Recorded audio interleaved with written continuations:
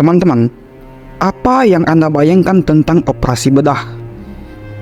Ya, itu adalah sebuah tindakan medis dengan mengiris dan membuka bagian tubuh kita dengan bilah pisau yang sangat tajam, di mana pasien harus membayar harga yang mengerikan untuk kesembuhan mereka.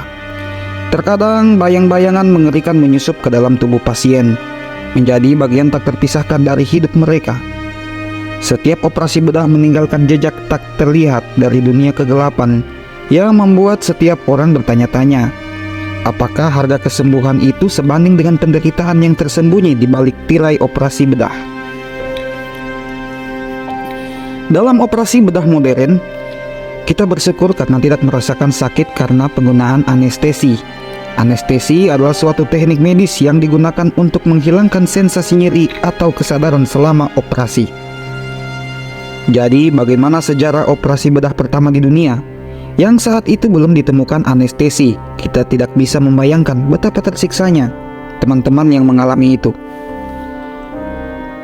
Operasi pertama di dunia diduga telah dilakukan sejak zaman purba atau 4500 sebelum Masehi. Hal ini diketahui dari tengkorak yang ditemukan di masa ini. Para ahli memperkirakan sudah ada dua macam praktik operasi pada masa ini, yaitu operasi tengkorak dan menambal gigi. Alasan orang pada masa itu melubangi kepalanya tidak diketahui. Dugaannya, lubang di kepala dipercaya bisa mengeluarkan roh jahat yang ada di dalam tubuh. Prosedur ini menyebar hingga ke suku Maya di Amerika Selatan, dan suku Maya menggunakan teknik ini untuk mengobati migrain. Hanya untuk mengobati migrain, sampai-sampai tengkorak kepala harus dilubang seperti ini. Oke teman-teman, kita lanjut. Pada kurun waktu sekitar 500 sebelum Masehi, di India terdapat praktik budaya yang melibatkan hukuman fisik berupa pemotongan hidung dan telinga sebagai bentuk penghinaan dan penghukuman terhadap individu yang melanggar norma masyarakat. Pemotongan hidung dan telinga dianggap sebagai tindakan memalukan dan menurunkan martabat seseorang waktu itu. Hingga muncullah yang namanya operasi rinoplasti. Ini dikembangkan untuk memulihkan fungsi dan penampilan hidung yang rusak.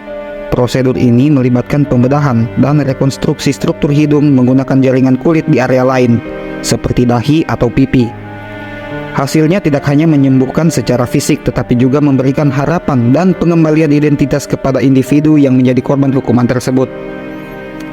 Dalam konteks operasi rinoplasti pada masa itu, para ahli bedah melakukan prosedur tanpa bantuan anestesi, sehingga pasien dapat merasakan sensasi nyeri selama operasi, meskipun mungkin ada upaya lokal untuk mengurangi rasa sakit tersebut seperti menggunakan ramuan atau teknik-teknik tradisional tertentu. Namun saya yakin ini tidak seefektif anestesi modern. Ketidaknyamanan dan rasa sakit selama prosedur bedah menjadi bagian tak terhindarkan dari pengalaman operasi pada zaman itu.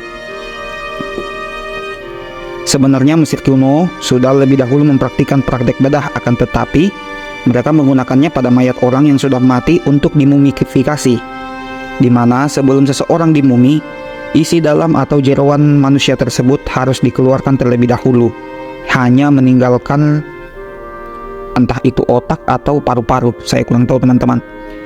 Jadi teman-teman, bagaimana betapa tersiksanya mereka yang mengalami operasi di zaman itu.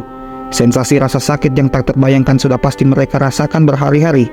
Bahkan manusia normal bisa saja meninggal ketika merasakan rasa sakit yang teramat sangat.